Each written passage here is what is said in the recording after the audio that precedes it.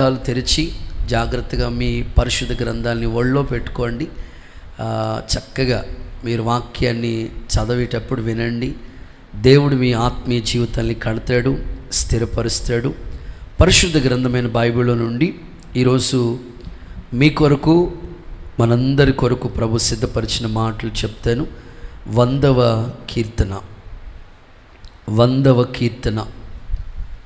3వ వచన భాగాన్ని ఈ రాత్రి మన వాక్య ధ్యానాంశంగా చదువుకుందాం. మన ఆత్మీయ జీవితాల్ని కట్టుకుందాం. యెహోవాయే దేవుడని తెలుసుకొనుడి. యెహోవాయే దేవుడని తెలుసుకొనుడి. ఆయనే మనలను పుట్టించెను. ఆయనే మనల్ని పుట్టించాడు. మనము ఆయన వారము. మనము ఆయన వారము. మనము ఆయన ప్రజలము. మనము ఆయన ప్రజలము. ఆయన మేపు గొర్రెలము. ఆయన మేపే గొర్రెలం. ఈ వచనంలో ఇంచుమించు ఒక 5 వర్తమానాలు నాకు కనిపించాయి. కానీ అందులో ఒకే ఒక మాట, యెహోవాయే దేవుడని తెలుసుకొనుడి. ఈ రాత్రి మీకు చెప్పాలనుకున్న మాట ఏమిటంటే తెలుసుకొనుడి అనండి. ఒకసారి మీ నోటితో గట్టిగా చెప్పండి. ఈ ఒక్క మాట మన ఆత్మీయ జీవితాన్ని కడుతుంది. తప్పక దేవుడు స్పష్టంగా అర్థమయ్యే రీతిలో బోధించునుగాక.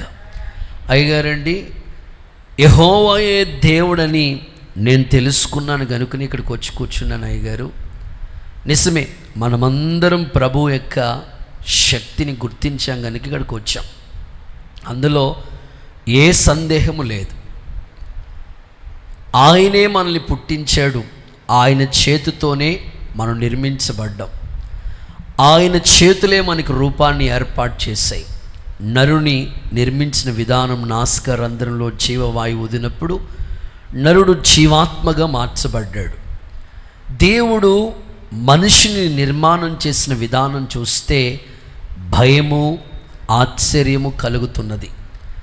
ప్రభువా, నేను నీకు కృతజ్ఞతాస్తుతులు చెల్లిస్తున్నానని భక్తుడు మాట్లాడుతూ ఉంటాడు. ఇప్పుడు ఆత్మీయ జీవితంలో యెహోవా అంటే ఎల్లప్పుడూ ఉండేవారు. సదాకాలం నేను మీతో కూడా ఉంటానన్నారు ప్రభు. ఆయన మనతో ఎప్పుడు ఉండి మన ఆత్మీయ జీవితాన్ని బలపరుస్తూ ఉంటాడు. ఆయన గురించి మనకి తెలుసు కనుకనే ఇక్కడికి వచ్చాం. దైవత్వమును గురించిన అన్వేషణ మనం కలిగి ఉన్నాం కనుకనే ఈ రాత్రి ఈ స్థలంలో మనం కూర్చున్నాం. అయితే ఆత్మీయ జీవితంలో దేవుని గురించి ఒక పరిపూర్ణమైన పరిపక్వ దశ మనందరికీ కూడా కలిగి ఉండాలి. దైవజనులుగా మా ఆత్మీయ జీవితాలు, విశ్వాసులుగా మీరు దేవుని గురించి ఒక పరిపూర్ణతలోనికి మనం రావాలనేదే దేవుని యొక్క ఉద్దేశం. భక్తుడు కీర్తనాకారుడు ఇలా అంటాడు, యెహోవా ఉత్తముడని రుచి చూసి తెలుసుకోండి. అంటే దేవుళ్ళో ఉన్న ఆ ఔన్నత్యం ఎంత గొప్పదో మనం తెలుసుకోవాలి. యెహోవా ఉత్తముడని మీరు తెలుసుకోండి, రుచి చూసి తెలుసుకోండి అని చెప్తున్నాడు. ఒక సందర్భం మీకు చెప్తాను.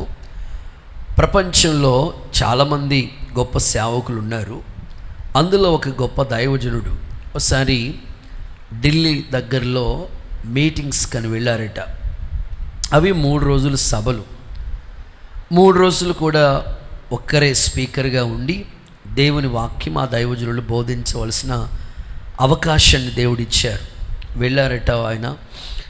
పగలంతా ఆ ఏరియాలన్నీ విజిట్ చేస్తూ సాయంకాలాలు మీటింగ్స్లో దేవుని వాక్యాన్ని అందిస్తూ వచ్చారంట.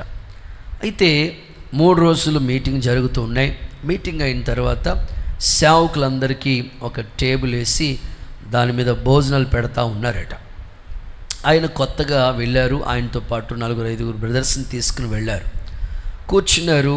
భోజనం చేద్దామని కూర్చుంటే వాళ్ళు కర్రీస్ వడ్డిస్తూ ఉన్నారు. రైస్ పెట్టారు, కర్రీస్ వడ్డిస్తూ ఉన్నారు. అందులో ఒక కర్రీ వడ్డిస్తూ ఉంటుంటే అది చూడటానికి ఎలా ఉందంటే, మనం తలస్నానం చేసేటప్పుడు కొంకుడికాయలు ఉంటాయి కదా, ఆ కొంకుడికాయలు వాడుతూ ఉంటాం. సేమ్ ఆ కూర ఎలా ఉందంటే కొంకుడికాయలా ఉంది. చూసిన వెంటనే ఆయన అలా చూసిన వెంటనే వద్దు బాబు, బాబు వద్దు బాబు అన్నారంట. ఫస్ట్ డే అయిపోయింది. సెకండ్ డే మీటింగ్ అయిపోయింది. మీటింగ్ అయిన తర్వాత మళ్ళీ మీటింగ్ అయిన తర్వాత భోజనం పెడతా ఉన్నప్పుడు సేమ్ అదే కర్రీ 3 రోజులు కూడా స్పెషల్ అనుకుంటా వడ్డిస్తా. 2వ రోజు కూడా అదే కర్రీ వడ్డిస్తూ ఉంటుంటే, వద్దు బాబు చూస్తుంటేనే వాంటింగ్ సైట్ ఎట్లుగా ఉంది, వద్దు బాబు అని. సరే ఆఖరి రోజు పక్క ఆయన తిని అన్నాడు, బాగుందయ్యా మీరు కూడా తినండి అని. సరే చూడటానికి ఏమో అది ఆకారం ఎట్లా ఉంది చెప్పండి, నవీన్ మేస్త్రి చెప్పయ్యా, కొంకుడికాయలా ఉంది. సరే వేసుకున్నాడు, ఒక స్పూన్ వేసుకొని తింటానన్నాడు. ఆ స్పూన్ వేసుకొని తింటే టేస్ట్ చాలా మధురంగా ఉంది. ఆయన అంటాడు, అయ్యో 2 రోజులు మిస్ అయిపోయాను అనవసరంగా. హల్లెలూయా చెప్పండి మోషే గారు, గట్టిగా చెప్పండి అయ్యా. అంటే చూసినప్పుడు ఎలా ఉంది అది? అమ్మ భక్తులారా మాట్లాడండి అమ్మ, కొంకుడికాయలాగే ఉంది చూడటానికి ఆకారం. అప్పుడప్పుడు చూడండి బీన్స్ కానీ మిల్ మేకర్స్ కానీ అలాగే కనబడుతుంటాయి. కానీ ఆ టేస్ట్ తిన్న తర్వాత ఆయన అనుకున్నారంట, ఇలాంటి వంటకం మా దగ్గర కూడా వండించుకోవాలని. ప్రభువు కూడా అంటారు, యెహోవా ఉత్తముడని నువ్వు రుచి చూస్తేనే నీకు తెలుస్తాను. ఆయనలో ఉన్న శక్తి ఔన్నత్యాన్ని మనం గమనిస్తూ ఉండాలి. పరిశుద్ధ గ్రంథమైన బైబిల్లో చాలామంది భక్తులు, ఫర్ ఎగ్జాంపుల్ దావీదు, గొల్యాతుతో యుద్ధం చేయవలసిన పరిస్థితి ఏర్పడినప్పుడు దావీదు ఏమంటారు తెలుసా? ఇశ్రాయేల్లో దేవుడు ఉన్నాడని ఈ దినమందే నువ్వు నిరూపించు ప్రభువా, ఇశ్రాయేల్లో నీవు ఉన్నావు అని ఈ ప్రజలకు అర్థం అవ్వాలి. అందుకే కదా 5 రాళ్ళలో 1 రాడు తీసుకున్నాడు దావీదు. గొల్యాతుని పడగొట్టేటప్పుడు ఎవరైనా కొడితే వెనక్కి పడాలి, కానీ గొల్యాతు బోర్ల పడ్డాడు. కారణం ఏమిటంటే దేవుడే యుద్ధం చేశాడు. దేవునికి స్తోత్రం. అక్కడ దైవ శక్తి ఏంటో ప్రజలు గుర్తించారు. ఇశ్రాయేల్లో దేవుడు ఉన్నాడు అని అక్కడ నిరూపించడం జరిగింది. ఈరోజు గొల్యాతు లాంటి సమస్యలను ఎదుట ఉన్నప్పుడు దావీదులాగా నువ్వు ఒకవేళ కృంగిపోయిన పరిస్థితుల మధ్యలో నీవు నమ్ముకున్న దేవుడు గొప్పవాడు కనుక ఇశ్రాయేల్లో ఉన్న దేవుని యొక్క గొప్పతనం ఆ రోజు నిరూపించబడినట్లు ఈరోజు దైవశక్తి మన మీద ప్రభావితము చూపునుగాక. So at the same time నయమాను జీవితంలో కూడా అదే. యోర్దాను నదిలోకి వెళ్ళి 7 సార్లు మునిగి రమ్మన్నప్పుడు వెళతాడు, మునగటానికి ఇష్టపడతాడు. మునిగి వచ్చినప్పుడు అతని దేహం పసిపిల్లల దేహం వలె మారిపోయింది. ఇప్పుడు నయమాను దేవుడు గురించి ఏమని మాట్లాడుతాడు తెలుసా?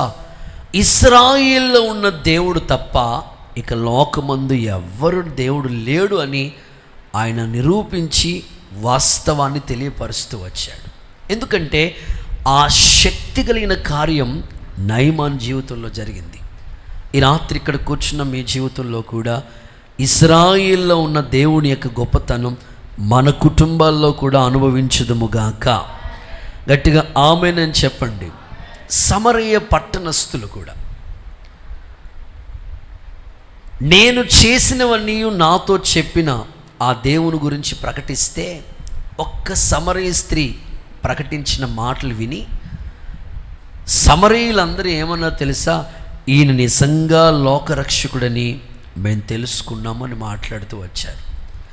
బైబిల్ గ్రంథంలో ఎన్నో సందర్భాలు దేవుని యొక్క ఔన్నత్యాన్ని వాళ్ళు తెలుసుకుంటూ వచ్చారు.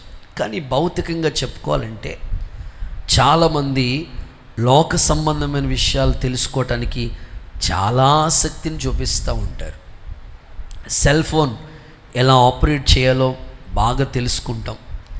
ఆ కంప్యూటర్, ఆ సిస్టమ్, లేకపోతే ఆ వాయిద్యాల కీబోర్డ్, లేకపోతే ప్యాడ్స్, ఆ యొక్క మిక్సర్ ఆపరేటింగ్ తెలుసుకుంటూ ఉంటాం.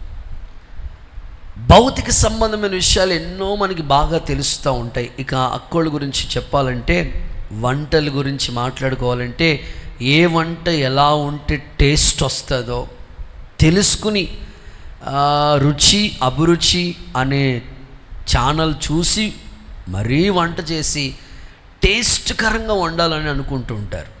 మంచిది. కొంతమంది డ్రైవింగ్ గురించి తెలుసుకుంటూ ఉంటారు. కొంతమంది భౌతిక విషయాలన్నీ నేర్చుకోవాలి, తెలుసుకోవాలని ప్రయాసపడుతూ ఉంటారు.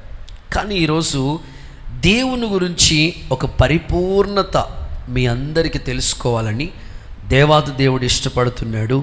యేసు నామములో ప్రభు మీతో మాట్లాడి బలపరచునుగాక. చేతుల పైకెత్తి ఒకసారి హల్లెలూయా చెప్తారా? ఈ మధ్యకాలంలో ఓ తల్లితో మాట్లాడుతూ ఉంటే ఆ తల్లి తన బాధ వ్యక్తపరుస్తూ వచ్చింది. ఏంటయ్యా అనంటే ఆ తల్లికి 3 బిడ్డలు, 2 కూతుర్లు, 1 అబ్బాయి. 3కి కూడా వివాహాలు చేసింది. కొడుకు వెల్ సెటిల్, బాగున్నాడు, ఫ్యామిలీ అంతా. చిన్న కూతురు వాళ్ళ ఫ్యామిలీ కూడా బాగానే ఉంది. పెద్ద అమ్మాయి వివాహమై వాళ్ళకి 2 పిల్లలు పుట్టారు. కానీ వాళ్ళ ఫ్యామిలీలో ఏదో ఒక సమస్య,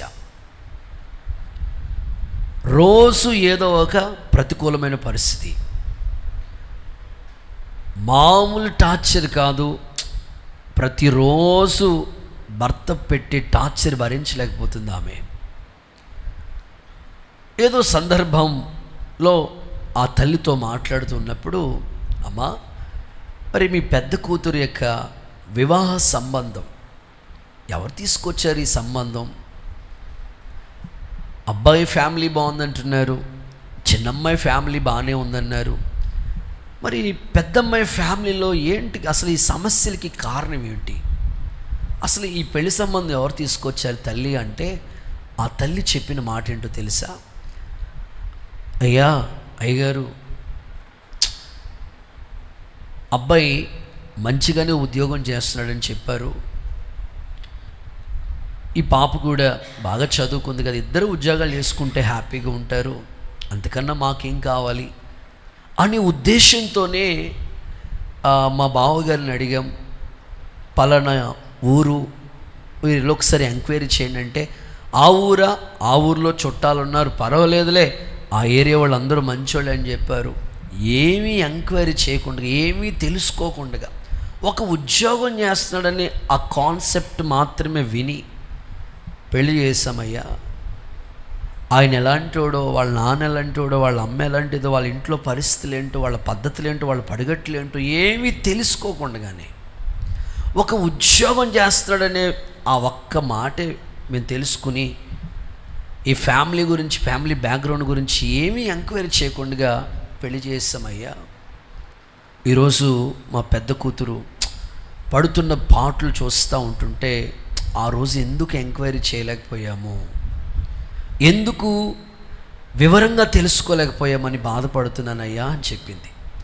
నేను అర్థం చేసుకున్నది ఏమిటంటే, అవును కదా, ఓ పెళ్లి సంబంధం చూసేటప్పుడు అన్నీ తెలుసుకుంటాం కదా, ఆ ఇంట్లో వాళ్ళు ఎలాంటి వాళ్ళు, వ్యక్తిగత లైఫ్ గురించి స్కాన్ చేస్తూ ఉంటాం. అప్పుడు కదా మనం మన ఇంట్లో అమ్మాయిని ఆ ఇంటికి పంపించడానికి. చూడండి, భౌతిక విషయాల్లో ఎంతో శ్రద్ధ కలిగి అన్నీ తెలుసుకోవటానికి ఇష్టపడుతూ ఉన్నాం. ఆత్మీయ జీవితాల్లో కూడా మనం తెలుసుకోవాల్సినవి చాలా ఉన్నాయి. ఇక బైబిల్ గురించి చెప్పాలంటే ఇది మహాసముద్రం. మనకు తెలిసింది, మనకంటం కన్నా నాకు తెలిసిందైతే 1% అనుకుంటాను నేను. దేవుడికి స్తోత్రం చెప్పండి. మీలో చాలామంది బైబిల్ పండితులు ఉన్నారు, మీకు అంతా తెలిసేమో అనుకుంటున్నాను నేను. దేవుడికి స్తోత్రం చెప్పండి. 1% అనుకుంటాను నేను. తెలుసుకోవాల్సినవి చాలా ఉన్నాయి. యెహోవా ఉత్తముడని రుచి చూసి తెలుసుకోండి.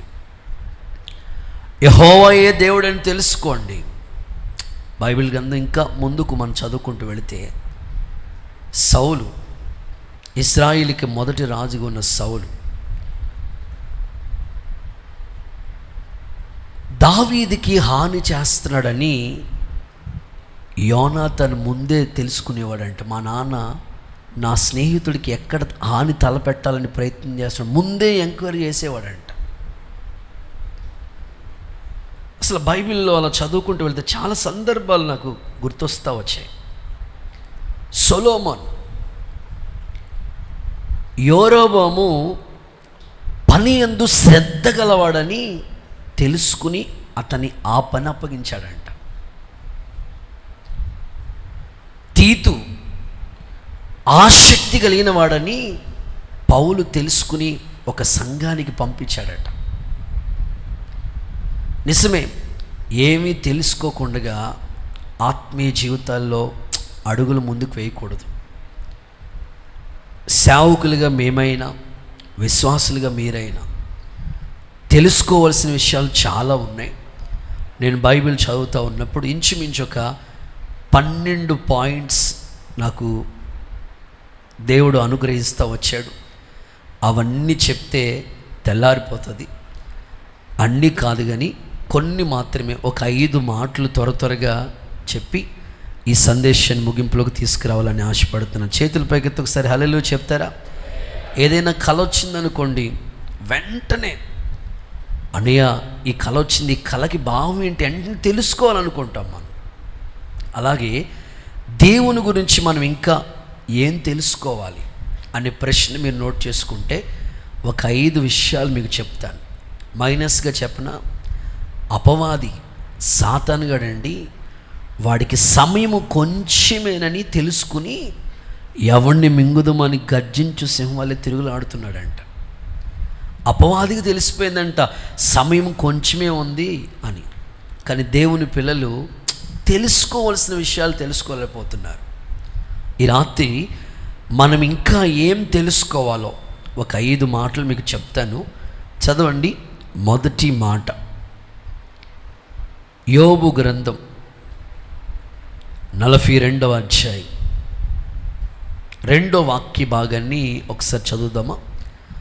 యోబు గ్రంథం 42వ అధ్యాయం 2వ వాక్య భాగం. నీవు సమస్త క్రియలు చేయగలవని, నీవు ఉద్దేశించింది ఏది నిష్ఫలము కానేరదని నేనిప్పుడే తెలుసుకుంటుని. చాలు. మొదటి మాట, మనం ఏమి తెలుసుకోవాలి బ్రదర్ అంటే వాక్యం చెప్తుంది, దేవుని ఉద్దేశములు నిష్ఫలము కామని. అందరూ చెప్తారు నాతో, దేవుని ఉద్దేశములు నిష్ఫలము కావని మనం తెలుసుకోవాలి. ప్రభు ఎలాంటి వాడో తెలుసా? సమస్త కార్యాలు చేయగలవాడు. 1, 2, 3 అని కాదు కానీ సమస్త కార్యాలు చేయగలవాడు. దేవుడు ఉద్దేశించింది ఏది కూడా నిష్ఫలము కాదు.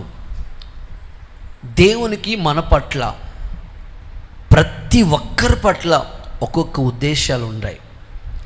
ఆ ఉద్దేశము ఎప్పుడు మారదండి. కాలం మారిపోవచ్చు, మనుషులు మారిపోవచ్చు, కానీ దేవుడిచ్చిన ఆ ఉద్దేశం, ఆ పర్పస్, ఆ ప్రామిస్, ఆ వాగ్దానము ఎప్పుడు దేవుడు మార్చడు. దేవుడు సమస్త క్రియలు చేయగలవాడు. ఇంకొక మాట, ఆయన ఉద్దేశించింది ఎప్పుడు కూడా నిష్ఫలమతే కాదు అని నేను ఇప్పుడే తెలుసుకున్నానని యోబు అంటున్నాడు. ఎప్పుడు తెలుసుకున్నారయ్యా యోబు గారు మీరంటే 42వ అధ్యాయం వచ్చినప్పుడు నాకు అర్థమైంది. ఈ 42 అధ్యాయాలకి ముందు యోబు చరిత్ర మనం చూస్తే శ్రమల గుండా వెళుతూ వచ్చాడు కదా, శోధింపబడుతూ వచ్చాడు కదా. సువర్ణంగా మారటానికి ఎంత సమయం పట్టింది. ఇంట్లో, కుటుంబంలో ఓ పక్కన ఆరోగ్య పరిస్థితులు, ఓ పక్కన ఆర్థిక పరిస్థితులు, ఓ పక్కన పిల్లల పరిస్థితులు, అన్ని శ్రమలు ఉండగా దేవుడు నడిపించుతూ వచ్చాడు యోబుని. కానీ యోబుకి అర్థమవుతుంది దేవుడికి ఒక ఉద్దేశం ఉంది నా పట్ల, అది ఎప్పుడు నిష్ఫలం కాదు. నాకు ఇప్పుడే అర్థమవుతుందని ఆ మాట భక్తుడు తెలియజేస్తున్నాడు. ఈ రాత్రి ఈ ప్రార్థన మందిరంలో కూర్చున్న మీరందరూ ఈ మాటలు వింటున్న ప్రతి ఒక్కరి జీవితంలో దేవుడు కలిగి ఉన్న ప్రతి ఉద్దేశాన్ని యేసు నామములో నెరవేర్చునుగాక. చేతుల పైకెత్తి ఒకసారి అందరూ హల్లెలూయా చెప్తారా? దేవుడు సమస్త కార్యాలు చేయగలిగిన వాడు. మూయబడిన గర్భాన్ని తెరిచే శక్తి ఆయనకు ఉంది.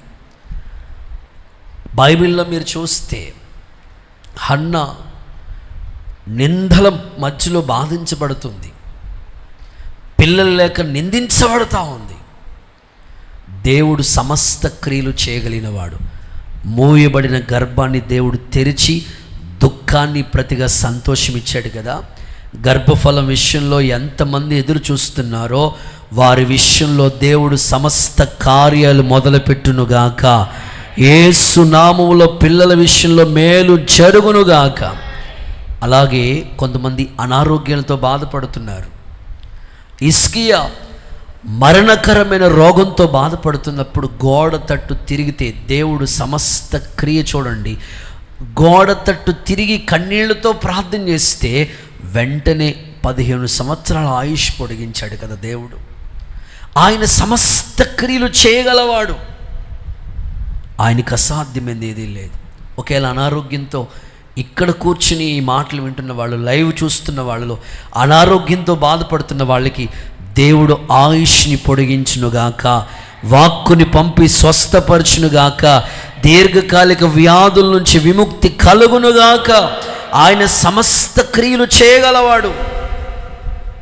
ఒకవేళ ఇక్కడ కూర్చున్న వాళ్ళలో పిల్లల భవిష్యత్తు గురించి మీరు బాధపడుతున్నారేమో.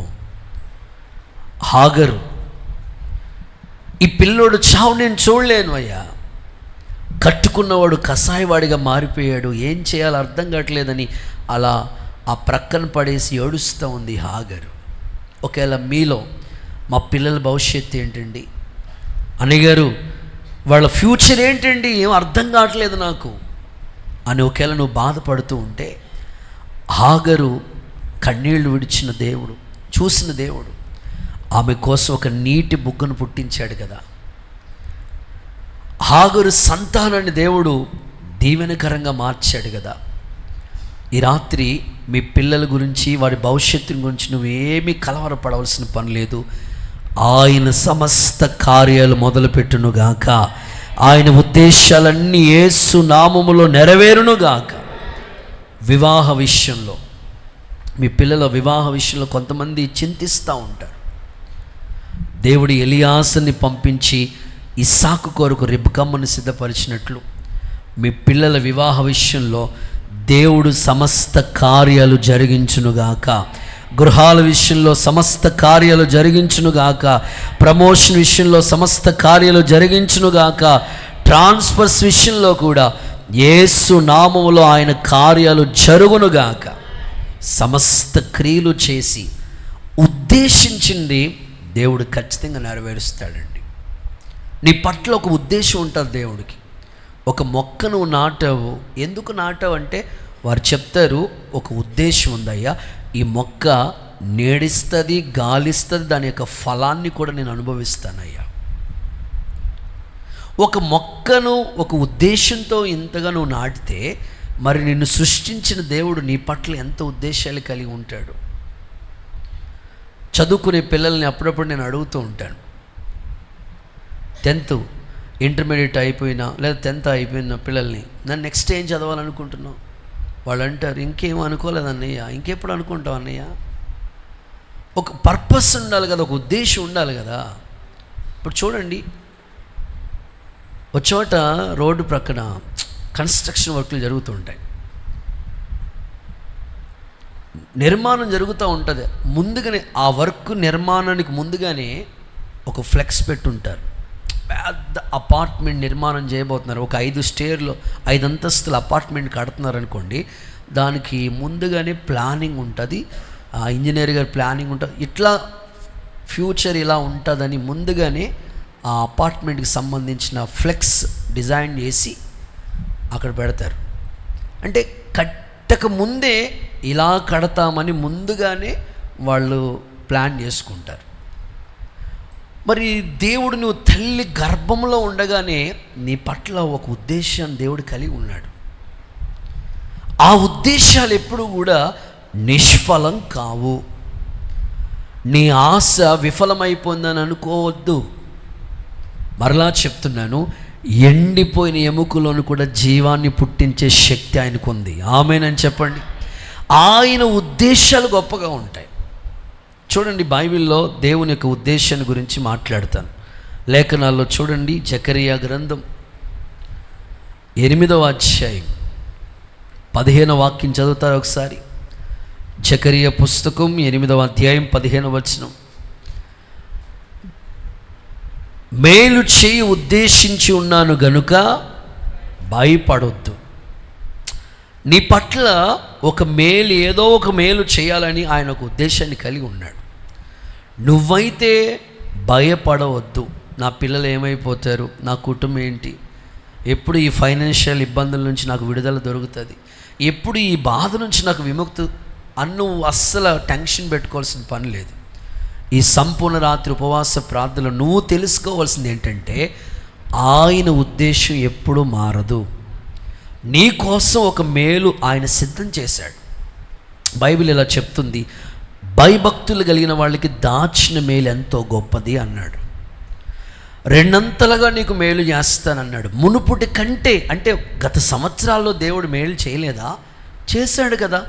దానికంటే అధికమైన మేలు చేస్తానని వాగ్దానం ఇచ్చినప్పుడు నువ్వు కృంగిపోవలసిన పని లేదు, కలవరపడవలసిన పని లేదు. మేలు చేయాలనుకున్న ప్రతి ఉద్దేశం యేసు నామములో నెరవేర్చబడునుగాక. కుడి చేతుల పైకి అందరూ ఒకసారి హల్లెలూయా అని చెప్తారా? హుషారుగా చెప్తారా? ఖచ్చితంగా దేవుడు ఖచ్చితంగా నీకు మేలు చేయాలనుకుంటాడు. యోసేపు పట్ల ఆ ఉద్దేశం నెరవేర్చబడింది. అన్నలా కీడు చేయాలనుకున్నారు, గుంటలో పడేయాలనుకున్నారు, అసలు వీడి పేరే కనపడకుండా చేయాలనుకున్నారు. కానీ అందరినీ పోషించడానికి ఆధారం అయిపోడు కదండి యోసేపు. వాళ్ళు కీడు చేయాలనుకుని ఉద్దేశించారు, కానీ దేవుడు దాన్ని మేలుకే మార్చేశాడు కదా. నాకు తెలిసిన ఒక సహోదరుడు అండి, దేవుని మందిరానికి వెళుతూ ఉండేవాడు. దేవుని మందిరానికి వెళుతూ ఉంటుంటే వాళ్ళ ఇంట్లో ఉన్న ఫైనాన్షియల్ ఇబ్బందులు, చదువుకుంటూ దేవుని మందిరానికి వెళుతూ ఉండేవాడు, చదువుకుంటూ ట్యూషన్ చెప్పుకుంటూ ఉండేవాడు. ఎందుకంటే ఫీజులు కట్టుకోవాలన్నా ఇంట్లో సపోర్ట్ చేసేవారు కదా ఆ పిల్లోడికి. దేవుని కార్యాలు ఎప్పుడు మిస్ అయ్యేవాడు కాదు. చదువుతూ ఉండేవాడు, ట్యూషన్ చెప్తూ ఉండేవాడు, దేవుని కార్యాల్లో ఉంటూ ఉండేవాడు. అందరూ అనేవారు, అసలు వీడికి భవిష్యత్తు ఉండదు, వీడి భవిష్యత్తు అసలే ఫ్యూచరే ఉండదు వీడికి అనేవారు. మా కళ్ళతోనే మేము చూసాం దేవుణ్ణి నమ్ముకున్న ప్రారంభ దినాల్లో వారి ఎడల దేవుడు చేసిన కార్యం.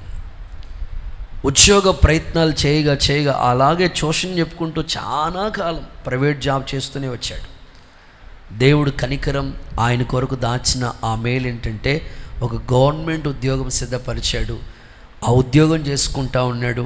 అంత మాత్రమే కాదు, తానే ఒక స్వయంగా ఓన్గా ఒక కాలేజీ ఒకటి నిర్మించి కాలేజీలో అనేకులకి పాఠాలు చెప్పడం మాత్రమే కాకుండా అనేకులకి ఉద్యోగాలు ఇచ్చే వ్యక్తిగా మారిపోయాడు. చప్పట్ల కొడుతూ ఒకసారి యేసయ్యకి మహిమ చెల్లిద్దామా?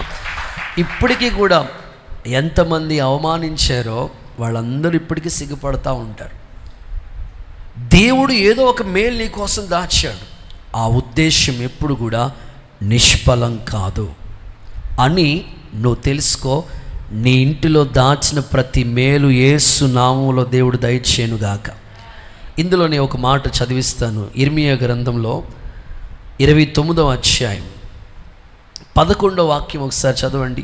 ఇర్మియా గ్రంథం 29వ అధ్యాయం 11వ వచనాన్ని ఒకసారి చదవండి. భక్తులు చదవగా విందాం, ఆలకిద్దాం ఒకసారి.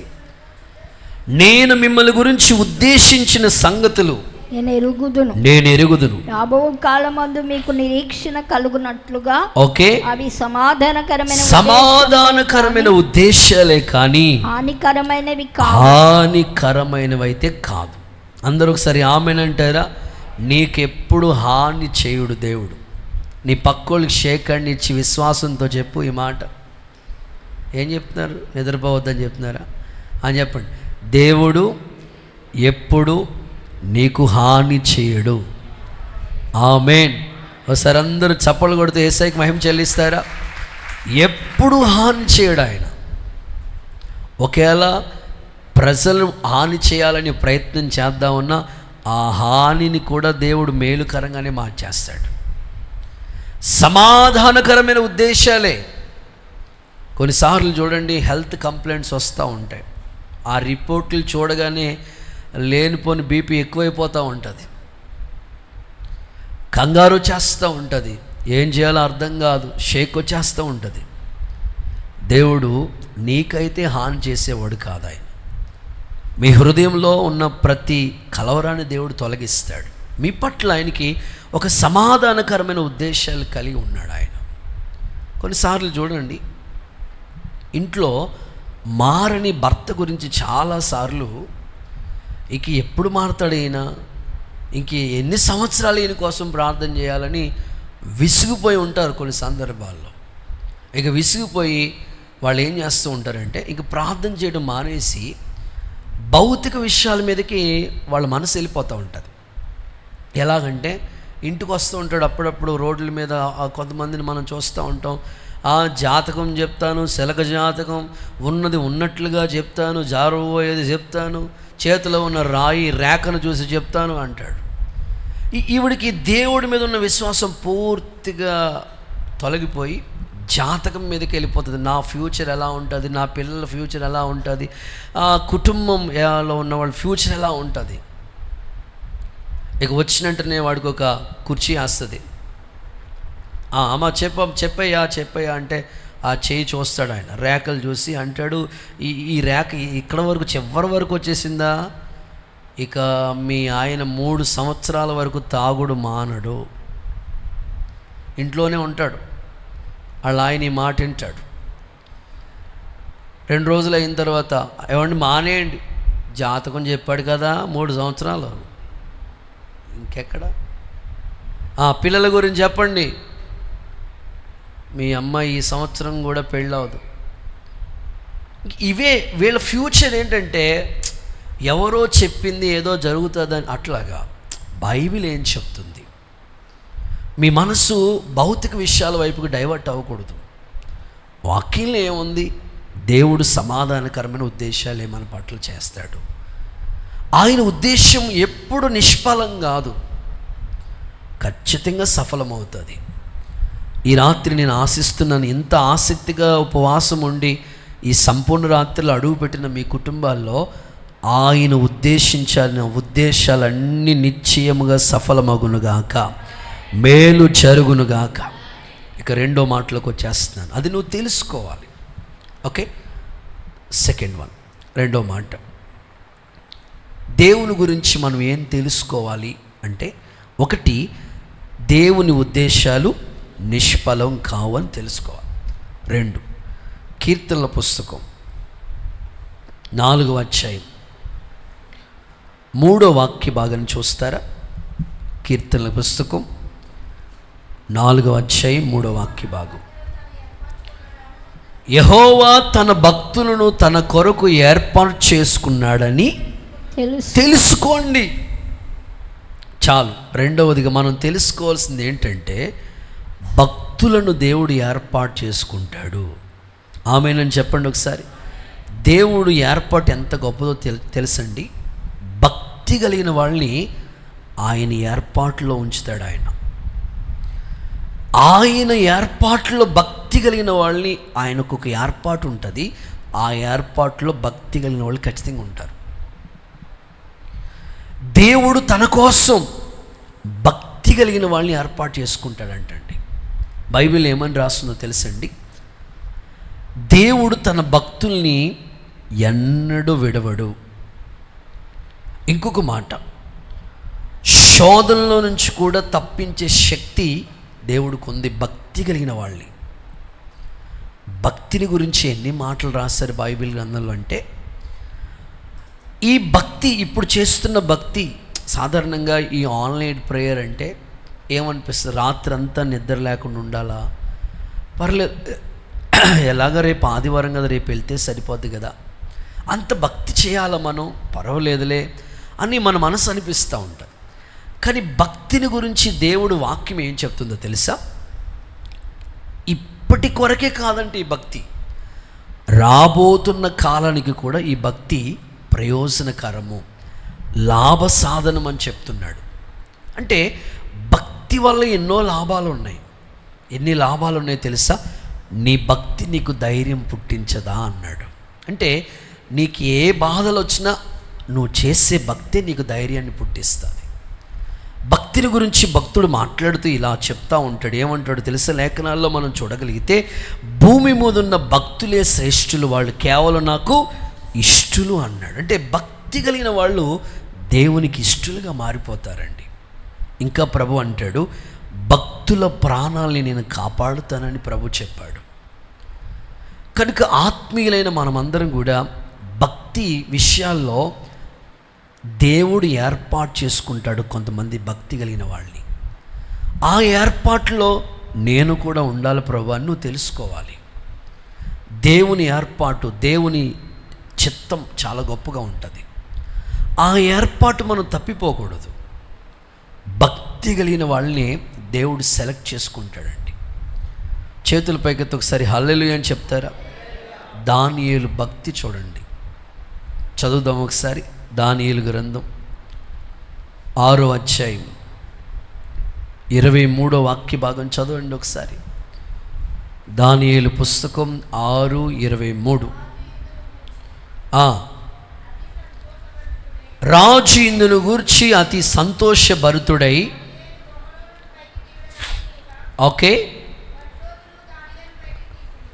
దేవుని యందు భక్తి గలవాడైనందున అతనికి ఆ సింహాలు ఏ హాని చేయలేదండి. దానియేలు యొక్క భక్తి ఎంత గొప్పగా ఉందో చూడండి. ఏ హాని చేయలేదు. సింహాలు కూడా ఏ హాని చేయలేదు. కారణం ఆయన చేసిన భక్తి గొప్పది. దేవుని ఏర్పాటు ఎక్కడ రాసి పడలేదు దానియేలు. ఈసారి భక్తి విషయాల్లోకి వచ్చినప్పటికీ చాలామంది రాజీ పడిపోతున్నారు కదా. ఏదైనా ఇంట్లో ప్రతికూలమైన పరిస్థితి వస్తే భక్తి విషయాల్లో రాజీ పడిపోతున్నాం. కానీ దానియేలు భక్తి ఎక్కడ రాజీ పడలేదండి. ఆయన భక్తి బైబిల్లో మనం చదువుతాం. ప్రార్థన చేయకూడదు అనే ఒక జీవం వచ్చినా సరే మానక ముమ్మారు మోకాళ్ళేసి ప్రార్థన చేస్తూ వచ్చాడండి.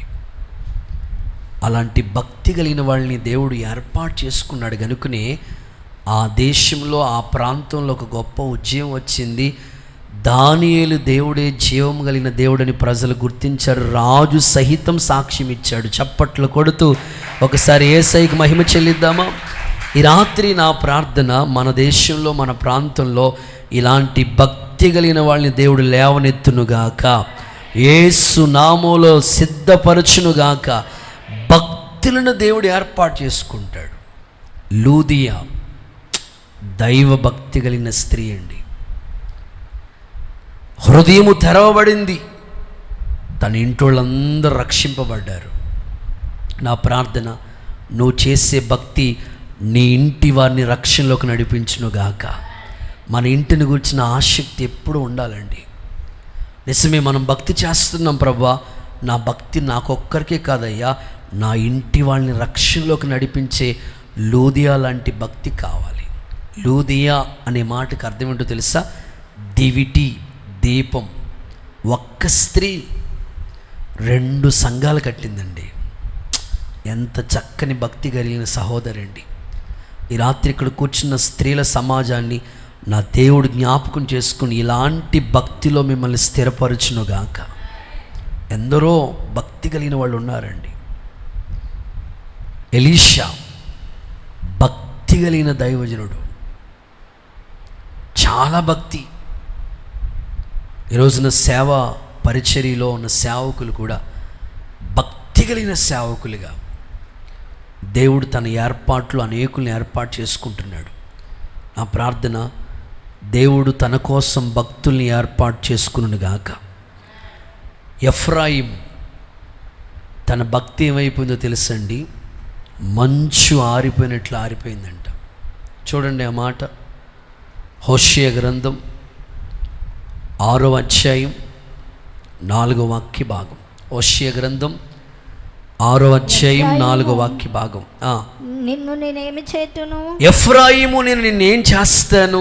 యూదా, నిన్ను నేనేమి చేతును? ఏం చేస్తాను? తెల్లవారుగానే కనబడు మేఘము, తెల్లవారుగానే మేఘము కనబడిన మేఘము ఎగిరిపోయినట్లు, ప్రాతకాలమున పడు మంచు ఆరిపోయినట్లుగా నీ భక్తి నిలవకపో. నీ భక్తి నిలవలేదు.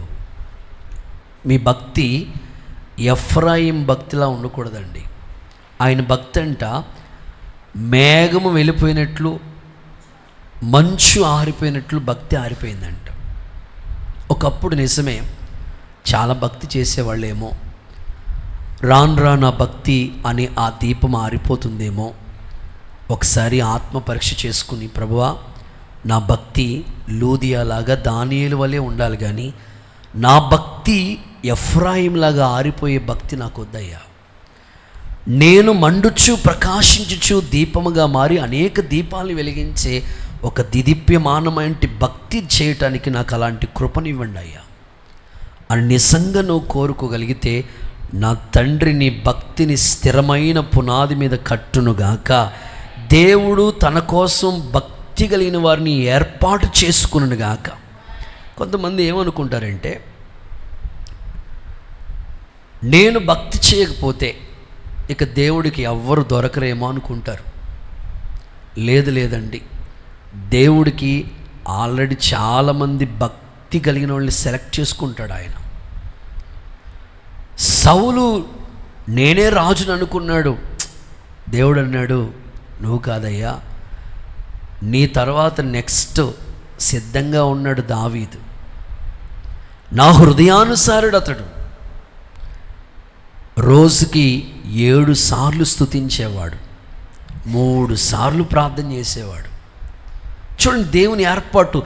సౌలు మొదటివాడే, కానీ అవిధేయతను బట్టి దేవుడు అతని స్థానాన్ని తీసేసి దావీదుకి ఇచ్చేశాడు. వస్తీ ఆ రాజ్యంలో మంచి రాణిగానే ఉన్నది, కానీ మాట వినని అవిధేయతను బట్టి ఎస్తేర్ని దేవుడు సెలెక్ట్ చేశాడు.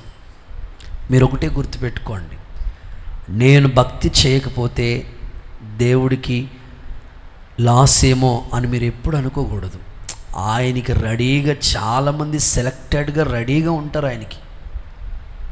మీరెప్పుడు ఇలా అనుకోవాలి, ప్రభా నేను ఎంతటి వాడినయ్యా, మానవుడిగా నా స్తుతిని నువ్వు కోరుకుంటున్నావు, ఏ యోగ్యత లేదు నాకు, ఏ అర్హత లేదు, ఒక అవకాశం నాకు ఇచ్చావు, దేవదూతలు ఉన్న మా స్తుతిని నువ్వు కోరుకుంటున్నావయ్యా, ఎప్పటికీ నీకు రుణపడి ఉంటాం ప్రభు అని కృతజ్ఞత కలిగి దేవుని పాదాల దగ్గర తగ్గించుకుని భక్తి చేయాలి. కానీ ఎప్పుడు భక్తి గర్వం మనలోకి రాకూడదండి. యేసు నామములో భక్తి కలిగిన వాళ్ళని దేవుడు ఏర్పాటు చేసుకునుగాక. చేతులు పైకెత్తి ఒక్కసారి హల్లెలూయా చెప్తారా? మీరు ఇది నిద్రపోయే సమయం కాబట్టి ఎక్కడ మీకు నిద్ర అనేది రాకుండా ఒక చిన్న ఉదాహరణ చెప్పాలనుకుంటున్నాను. ఏది? చేతులు పైకెత్తి హల్లెలూయా అని చెప్పండి. అది వేసవి కాలం, ఇలాగే సమ్మర్. వేసవి కాలంలో సాధారణంగా చెరువులో ఉన్న చేపలన్నీ కూడా ఎండిపోతూ ఉంటాయి, వాటర్ అంతా కూడా ఆరిపోతూ ఉంటుంది. ఒక కొంగలు చాలా ఆహారం కోసం చెరువు దగ్గరికి వెళ్ళి ఆహారం తిని వస్తూ ఉండేవి. ఈ కొంగలు చెరువుల దగ్గరికి ఆహారం, ఆ చేపలు తినడానికి వెళ్ళటానికి ప్రయత్నం చేస్తే చెరువులన్నీ ఎండిపోయినవి. సరే, ఎట్లా ఇక్కడ చెరువు అంతా ఎండిపోయింది, ఇక్కడ ఆహారం లేదులే, వేరే చోట ఎక్కడైనా ఉంటే ఆహారం కోసం వెళ్దామనుకుని ఆ కొంగలు అలా ప్రయాణమే వెళ్తూ ఉంటుంటే ఒక ప్లేస్లో కొంచెం అక్కడ బాగానే ఉంది, వాటర్ ఉన్నాయి, చేపలు ఉన్నాయి, బాగుంటుందిలే అని అనుకుని ఫిక్స్ అయిపోయినాయి అవి. సరే, రోజు ఎగురుకుంటా అలా వస్తూ ఉంటుంటే వాటికి, ఈ కొంగలకి బాగా సన్నిహితమైన స్నేహబంధం ఉన్న ఒక తాబేలు ఒకటి పరిచయం అయిందంట. ఆ తాబేలు పరిచయం అయ్యి అంటదట, మరి ఇక్కడ వాటర్ ఎండిపోయింది, మాకు ఆకలేస్తుంది, మీరైతే బాగానే అక్కడెక్కడో చెరువు ఉంది, అక్కడ బాగా చేపలు ఉన్నాయి, అక్కడికి బాగానే ఎగురుకుంటూ వెళ్ళిపోతున్నారు, నేను అక్కడికి ఎగిరి రావాలంటే జీవితమే సరిపోతుంది, ఎంతకాలమైనా నేను రాలేను, నాకు కొంచెం హెల్ప్ చేస్తే మీ మీ మీ మీ భవిష్యత్తు, లేకపోతే మీ రుణాన్ని నేను తీర్చుకుంటాను, మీకు రుణపడి ఉంటాను, నాకు కొంచెం హెల్ప్ చేయండి, నన్ను కూడా అక్కడికి తీసుకెళ్ళండి అని తాబేలు అడిగిందట. సరే, మేమైతే ఎగిరి వెళ్తాం, నువ్వు ఎట్లా మమ్మల్ని వెంబడించగలవు అని. లేదులే, ఒక్క ఐడియా చెప్పండి మోషే గారు, జీవితాన్ని మార్చేస్తుంది. సరే అనుకుని ఈ 2 కొంగలు ఇలా నిలబడి ఉన్నాయి. మధ్యలో ఒక అడ్డ కర్ర ఒకటి ఏర్పాటు చేసి, ఓ పని చేయి, నువ్వు ఆ కర్రని అలాగా నోటుతో కరిచి పెట్టుకో, ఇక్కడి నుంచి అక్కడికి తీసుకుని వెళతాం జాగ్రత్తగా అని చెప్పినాయి అంట కొంగలు. ఓకే, మేము రెడీగా ఉంటాం, తీసుకెళ్ళండి అని. ఓకే, సిద్ధమైపోయింది తాబేలు. ఈ 2 కొంగలు కూడా ఎగురటానికి సిద్ధంగా ఉన్నాయి. మధ్యలో అడ్డకర్ర, ఆ అడ్డకర్రని అలా అతుక్కుని ఉన్న తాబేలు అలాగ పైకి ఎగురుతూ ఉందంట. తాబేలు అలాగ రోడ్డు ఒకటి మధ్యలో అడ్డొచ్చిందంట, అలా ఎగురుతూ ఉంటుంటే ఎప్పుడు లేని ఫాలోయింగ్, దేవుడికి స్తోత్రం చెప్పండి ఒకసారి.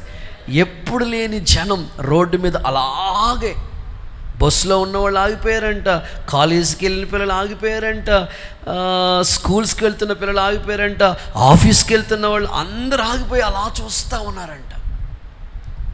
చూస్తూ ఉంటుంటే తాబేలు ఇలా అంటుందంట కొంగలతో. దేవుడికి సరి స్తోత్రం చెప్తారా?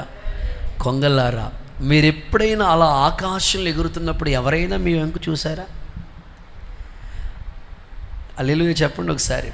అప్పుడప్పుడు మిమ్మల్ని కూడా అంటూ ఉంటారు, పాట పాడితే ఎంత బాగా పాడావు అని ఎప్పుడైనా ఎవరైనా అన్నారనుకోండి, మీరు జాగ్రత్త పడిపోవాలి.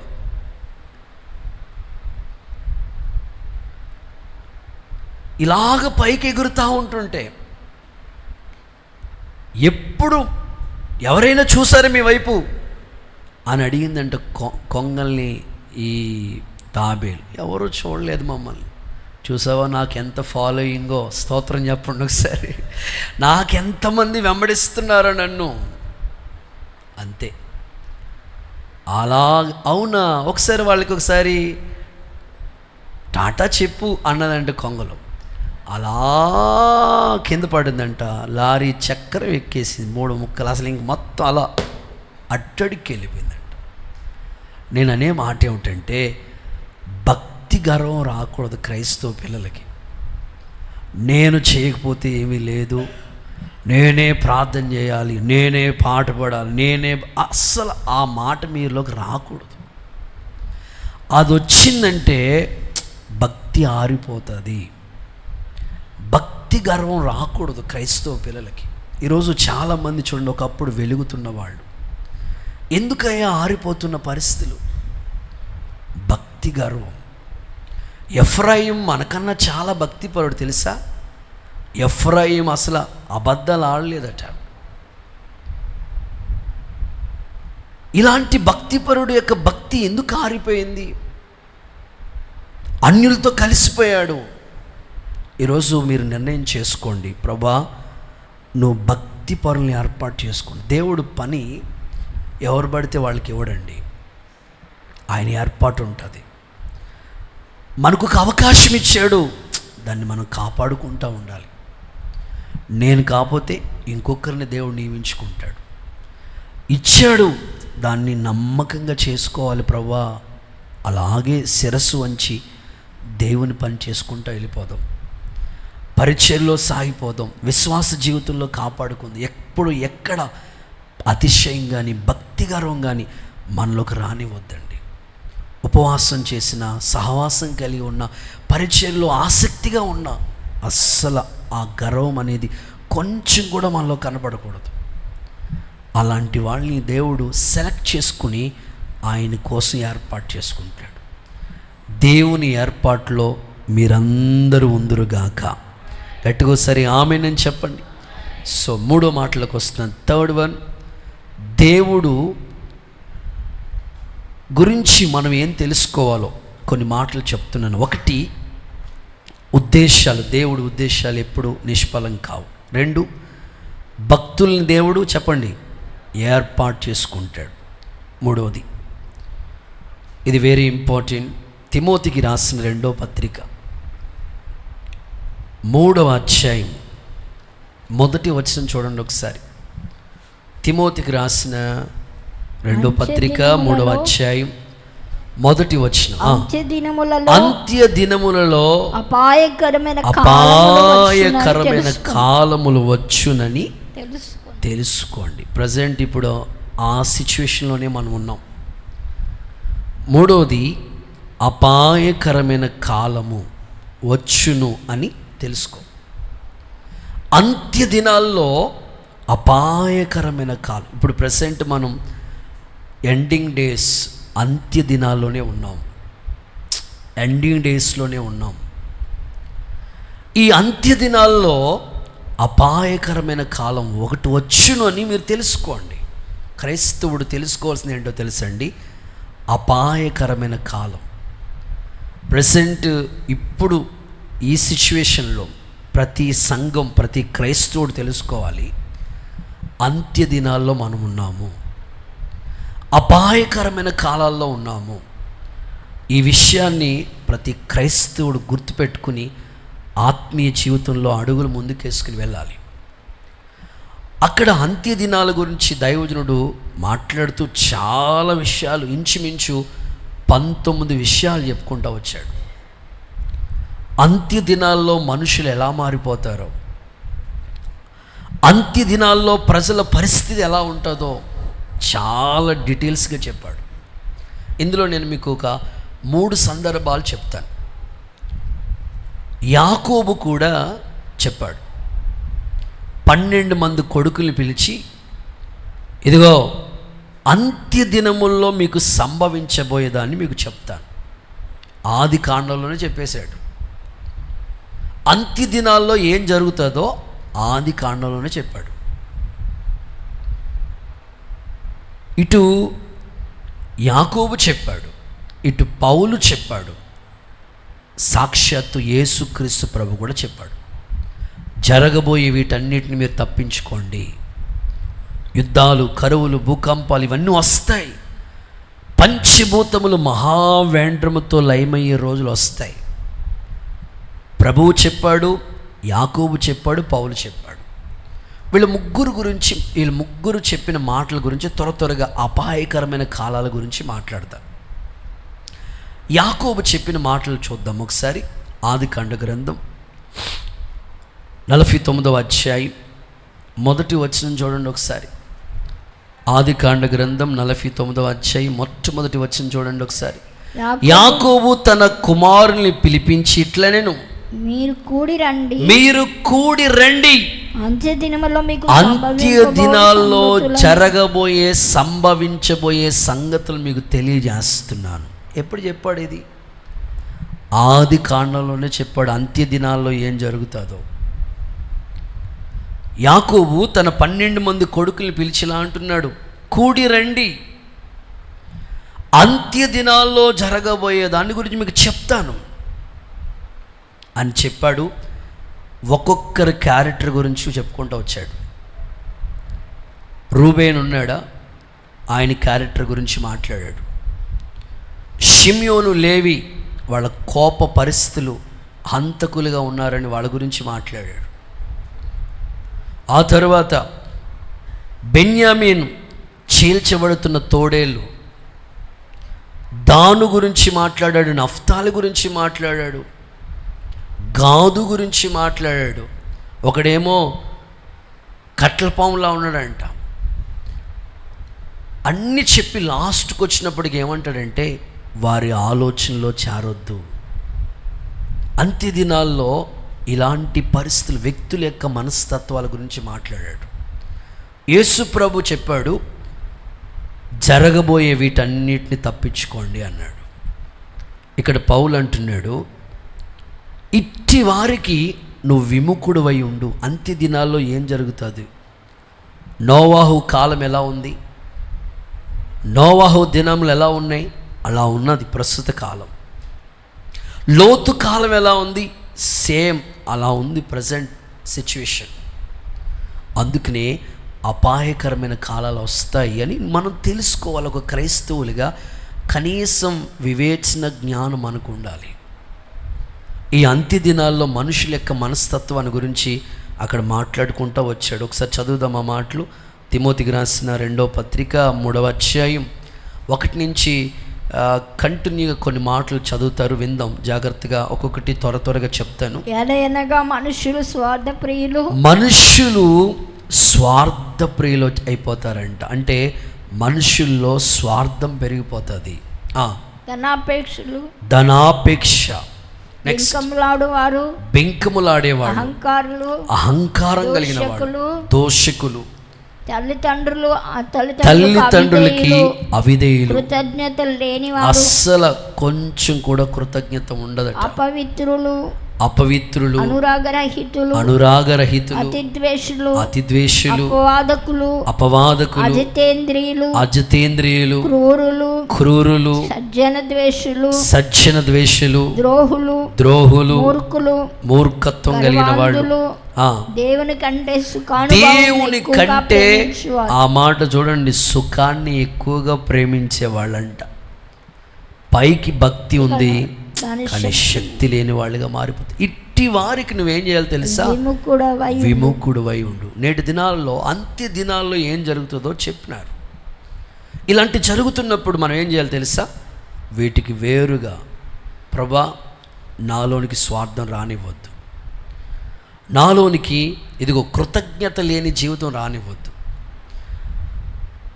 దేవుని కంటే సుఖాన్ని ప్రేమించే స్థితి నాలోనికి రానివ్వద్దు.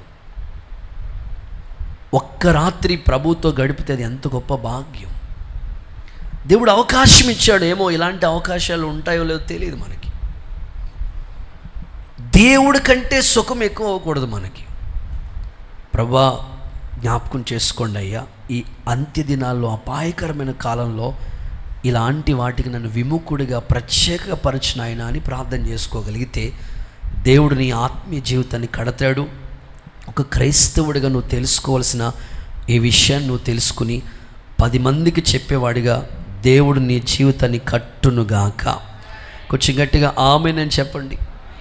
యోహాను సువార్తలోకి రండి ఒకసారి, 16వ అధ్యాయం 1-2 వాక్యాలు చదవండి. యోహాను సువార్త 16వ అధ్యాయం 1-2 వాక్యాలు మీరు అభ్యంతర పడకుండా వలనని ఈ మాటలు మీతో చెప్పుచున్నాను. ఓకే. వారు మిమ్మల్ని సమాజ మందిరంలో నుండి వెలివేయదు. ఓకే. మిమ్మల్ని చంపే ప్రతివాడు తాను దేవునికి సేవ చేయుచున్నానని దేవుడికి ఏదో సేవ అనుకునే కాలం వచ్చేసింది. ఈ కాలం పేరేంటో తెలుసా? అభ్యంతర కాలం. ఆ ప్రారంభ వచనంలో ఉంది కదా అక్కడ ఆ మాట, అభ్యంతరపరిచే కాలం. అభ్యంతర పడకుండా ఈ మాటలు చెప్తున్నాను. ఏంటో తెలుసా? జనాలు చంపి వాళ్ళు అనుకుంటారంట దేవుడికి వాళ్ళు సేవ చేసుకుంటామని. అభ్యంతర కాలాలు వస్తాయని ప్రభు చెప్పాడు. ప్రజెంట్ జరుగుతున్న సిచ్యువేషన్ అదే. సేవకుల్ని హతమారుస్తున్నారు, భయంకరమైన మందిరాల మీద దాడులు జరుగుతున్నాయి. సో ఇవన్నీ ప్రభు చెప్పేశారు, మనం సిద్ధపడటమే. అపాయకరమైన కాలంలో మనం ఉన్నాం కాబట్టి సంఘం దేవుని రాజ్యం కొరకే, రాకడ కొరకే సిద్ధపడ ఈ విషయాన్ని గ్రహించాలి. అవును కదా, ప్రభు చెప్పిన ప్రతి లేఖనం నెరవేర్చబడుతుంది. ప్రతిదానికి చూడండి పర్మిషన్ ఉందా? రకరకాలుగా ఎన్నో అభ్యంతరాలు. ప్రస్తుతం అభ్యంతర కాలాల్లో మనం ఉన్నాం. రాకడికి సిద్ధపడవలసిన కాలంలో మనం ఉన్నాం. ఇంకా రాబోతున్న పరిస్థితులు ఎలా ఉంటాయో తెలుసా? దానియేలు గ్రంథంలోకి రండి ఒకసారి, 2వ అధ్యాయం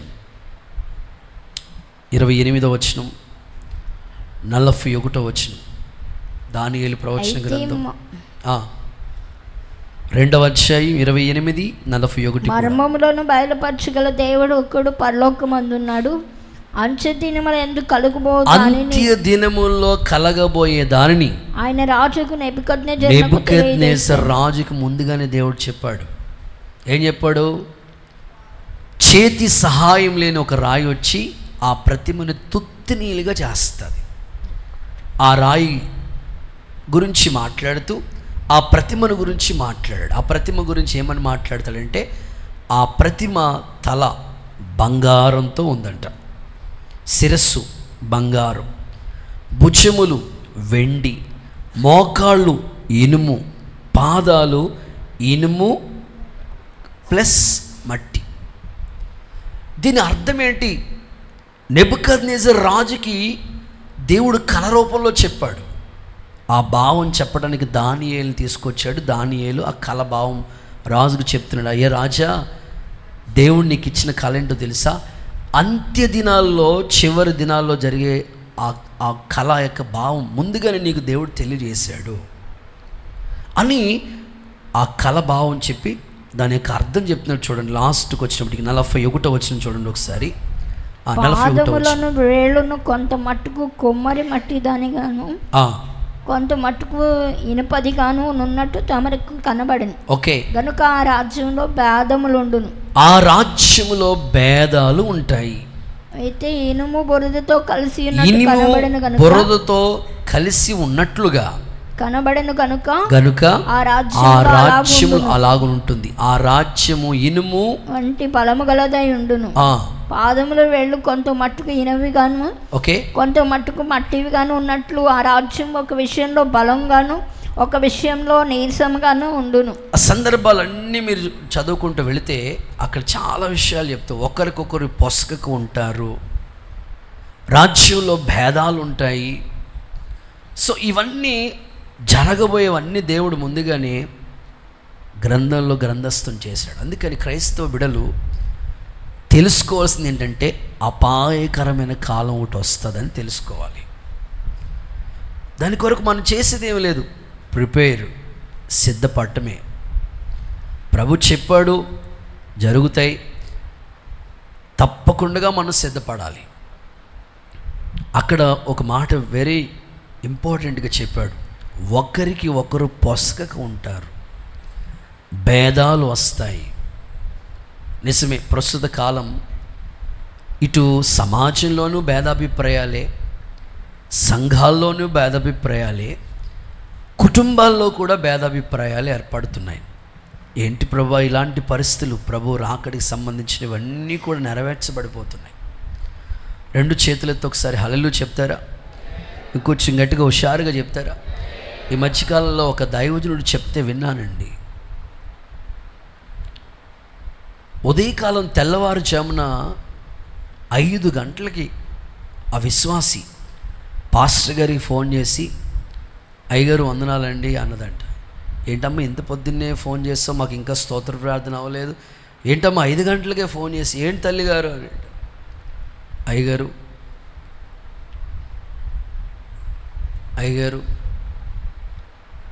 నేను చచ్చిపోతే పరలోకానికి వెళ్తానా అని అడిగిందంట. స్తోత్రం చెప్పండి ఒకసారి, గట్టిగా చెప్పండి అమ్మా. అదేంటమ్మా పొద్దున్న నువ్వు చచ్చిపోతానంటావు ఏంటమ్మా? పొద్దున్న అలాంటి ఆ మాట ఎందుకు వచ్చిందమ్మా? అయ్యగారు నేను చచ్చిపోతే, ఇప్పుడు చచ్చిపోతే పరలోకానికి వెళ్తానా? అసలు ఏం జరిగిందో? పొద్దున్నే సావుకూర ఏంటమ్మా? అసలు నీకు ఎందుకు ఆ విషయం ఎందుకు గుర్తొచ్చింది?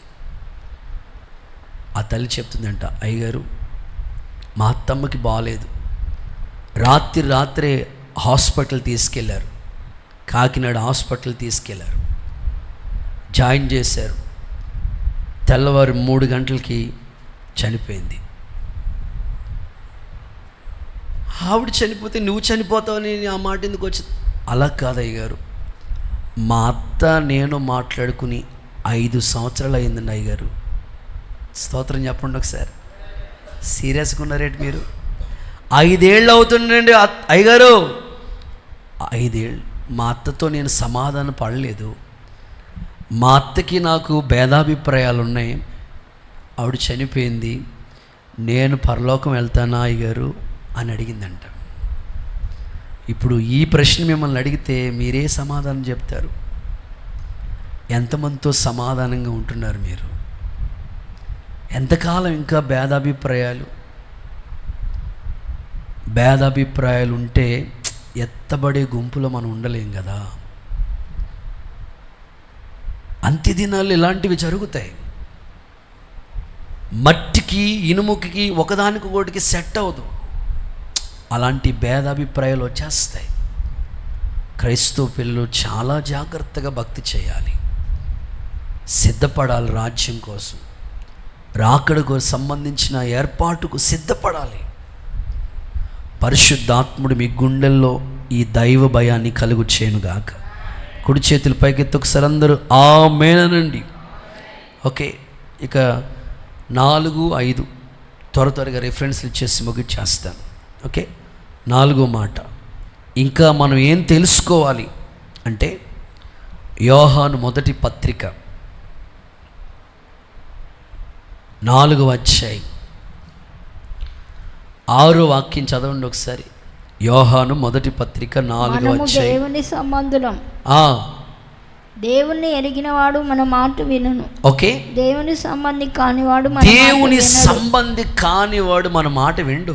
ఇందువలన మనము సత్యస్వరూపమైన ఆత్మ ఏదో, ఓకే, భ్రమపరచు ఆత్మ ఏదో తెలుసుకోవాలి.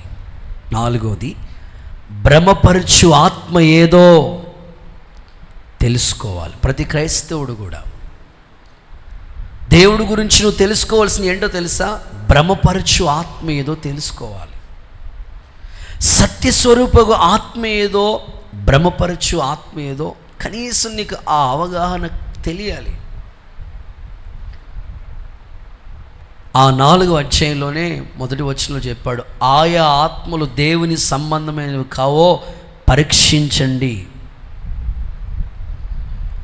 ఎవరు పడితే వాళ్ళు అని కాదు, నీ ఆత్మీయ జీవితం, నీ ఆత్మకు అర్థమైపోవాలి. ఇప్పుడు మన తల్లులు అంటే పెద్ద వయసులో ఉన్న అమ్మవాళ్ళు అన్నం వండేటప్పుడు చూడండి, పొయ్యి వెలిగిస్తారు, వాటర్ వేసి అందులో రైస్ వేసి సిద్ధం చేసుకుంటారు అన్నమాట. ఆ బియ్యం అన్ని రెడీ చేసుకుని వంట చేసుకుంటారు. ఆ వంట వండేటప్పుడు ఈ అన్నం ఒక్క మెతుకు పట్టుకుని అట్లా చూసి అన్నీ ఉడికిపోయినాయని ఎట్లా గ్రహిస్తున్నారు వాళ్ళు? అంటే వాళ్ళకి అలవాటు అయిపోయింది, ఒకటి పట్టుకుంటే తెలిసిపోతుంది అని. దేవుని బిడలు కూడా ఎవరు ఆత్మీయులో భ్రమపరచు ఆత్మ ఏదో ఈజీగా మీరు గ్రహించాలి. లేకపోతే ఏర్పాట్లో ఉన్న వాళ్ళని సహితం మోసం చేసేస్తాడు సాతానుడు. అందుకే ఆయా ఆత్మలు దేవుని సంబంధమని కాదు, పరీక్షించండి అని చెప్తూ వచ్చారు. మీరు అడగవచ్చు, అయ్యగారు మేము ఎలాగ పరీక్షించవచ్చు, ఎలా గుర్తుపట్టవచ్చు? రెఫరెన్స్ ఇస్తాను చూడండి. మత్తయి సువార్త 7వ అధ్యాయం 15-16 వాక్యాలు. అసలు మనం ఎలా గుర్తుపట్టవచ్చు వీళ్ళు భ్రమపరిచే వాళ్ళ, మోసం చేసేవాళ్ళ, మంచోళ్ళు ఎలా గుర్తుపట్టగలుగుతాం? అబద్ధ ప్రవక్తల గురించి జాగ్రత్త పడండి. వారు గొర్రెల చర్మములు వేసుకొని, గొర్రె చర్మమే వాళ్ళ మధ్యలో ఉన్నది, గొర్రె చర్మమే, పైకి వస్త్రం అంతా గొర్రె చర్మమే ఉంది. ఓకే, కానీ వారి లోపల తోడేళ్ళు స్వభావం. ఎలా గుర్తుపట్టాలి మేము? వారి ఫలము వలన మీరు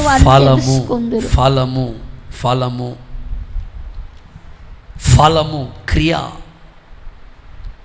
ఆత్మ ఫలము ఏమనగా క్రియ. ఒక దేవుని బిడ్డలు ఎప్పుడు కూడా విశ్వాస జీవితంలో ఎదుగుతూ ఉన్నప్పుడు నీ భక్తిని డైవర్ట్ చేయడానికి చాలా, ఇప్పుడు మీరు నెట్ ఆన్ చేస్తే రకరకాల మంది వచ్చేస్తూ ఉన్నారు. పుట్టగొడుగులాగా సంఘాలు వస్తున్నాయి, పుట్టగొడుగులాగా సేవకులు వస్తూ ఉన్నారు. అయితే నువ్వు గ్రహించాలి, ఆయా ఆత్మలు దేవుని సంబంధమైనవి కాదా? ఈ బోధ అపోస్తుల బోధేనా?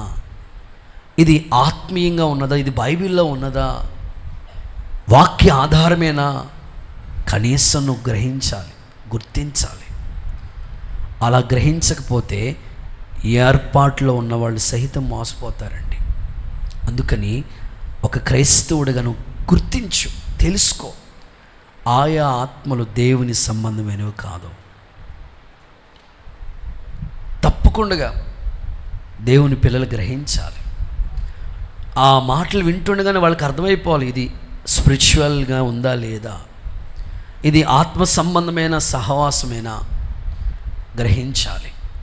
పరిశుద్ధాత్ముడు మీకు అలాంటి గ్రహింపు దయచేయునుగాక.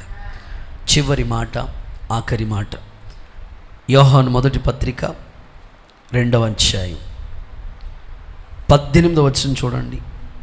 2:18. యోహాను మొదటి పత్రిక. ఇది కడవరి గడియ. ఇది కడవరి గడియ. క్రీస్తు విరోధి వచ్చునని వింటిరి కదా. క్రీస్తు విరోధి వస్తాడని విన్నారు కదా. ఇప్పుడు అనేకులైన క్రీస్తు విరోధులు బయలుదేరి, ఒక్కరు కాదు అనేకులు బయలుదేరిపోతున్నారు. ఇది కడవరి గడియ అని, ఇది కడవరి గడియ అని నీకు తెలుసుకోవాలి. తెలుసుకుంటూ చాలండి. చివరి మాట, ఇది కడవరి గడియ. ఒకసారి అందరూ నాతో చెప్పండి, ఇది గట్టిగా చెప్పండి. ఆ కడవరి గడియ. క్రీస్తు విరోధి బయలుదేరుతున్నాడు. క్రీస్తు విరోధిని మనం ఎలా గుర్తించవచ్చు? అదే అధ్యాయం 2వ అధ్యాయం 22వ వచనం చూడండి. 2:22 త్వరగా చూడాలి.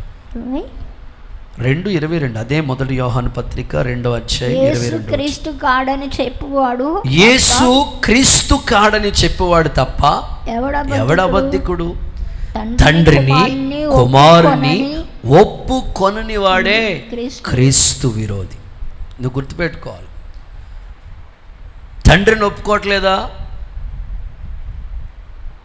ఒప్పుకోలేని బాధలు ఉన్నాయి చాలా. కుమారుని ఒప్పుకోవట్లేదా? ఒప్పుకోలేని బాధలు ఉన్నాయి. వాళ్ళే క్రీస్తు విరోధి. చూడండి, యెహోవా సాక్షులు అనేవాళ్ళు బయలుదేరారు. యేసుక్రీస్తుని నమ్మరు వారు. ఇంకో బ్యాచ్ యేసు నామమే తండ్రి దేవుణ్ణి నమ్మరు. అందుకే మీరు ఆత్మీయులు కాబట్టి తెలుసుకోండి, క్రీస్తు విరోధి బయలుదేరాడు. ఇది కడవరి గడియ. పరిశుద్ధాత్ముడు మీ ఆత్మీయ జీవితాల్ని మరలా స్థిరపరిచి స్థిరమైన పునాది మీద కట్టి ఆయన రాకడ కొరకు సిద్ధపరచునుగాక. నేను ముగిస్తూ ఉన్నాను. యెహోవాయే దేవుడని మనం తెలుసుకున్నాం. ఆయన ఉత్తముడని మనం తెలుసుకున్నాం. ఇంకా దేవుడి గురించి తెలుసుకోవాల్సినవి చాలా ఉన్నాయి. అందులో కొన్ని మాటలే, ఒక 5 మాటలే ఈ రాత్రి మీకు చెప్పాను. నెంబర్ 1, దేవుని ఉద్దేశాలు నిష్ఫలం కావు అని నువ్వు తెలుసుకో. నెంబర్ 2, భక్తులను దేవుడు తన కోసం ఏర్పాటు చేసుకుంటాడు. నెంబర్ 3, అపాయకరమైన కాలం ఒకటి వస్తుందని నువ్వు తెలుసుకో, జాగ్రత్త పడాలి. నెంబర్ 4, భ్రమపరిచే ఆత్మ ఏదో కనిపెట్టు. చివరిది, ఇది కడవరి గడి అని తెలుసుకో. ఈ కొద్ది మాటలు దేవుడు ఈ సంపూర్ణ రాత్రి ఉపవాస ప్రార్థనలో బోధించిన ప్రతి మాట మన జీవితాల్ని కట్టి ఆయన రాకడ కొరకే మనల్ని అందరినీ సిద్ధపరచునుగాక. అందరిలాగే లేచి నిలబడండి. చిన్న